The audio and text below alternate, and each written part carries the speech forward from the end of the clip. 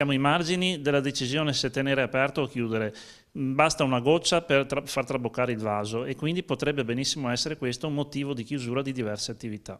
Il sindaco Giordani ha sempre parlato di partecipazione, in questo caso la delusione è forte. Con la chiusura di 500 locali a Padova in 3 anni, i commercianti del centro sono preoccupati per il loro futuro, per questo criticano un progetto, quello della ZTL allargata a 24 ore su 24, calato su di loro come una mannaia senza alcun coinvolgimento. Il pericolo sicuramente è quello di dare un messaggio di allontanamento dal centro della città.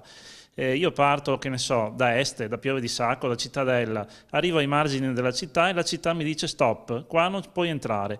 O prendi il tram, però non so dove prenderlo, dove acquistare i biglietti, a che ora c'è l'ultima corsa. A questo punto vado a Bassano del Grappa, vado ad Abano, vado in qualche altro centro dove c'è maggiore accoglienza. Prima di parlare di centro storico senza auto, insomma, servono provvedimenti alternativi. Maggiori corse dei tram, un aumento dell'orario degli autobus, dei parcheggi, nuovi parcheggi prossimi al centro storico.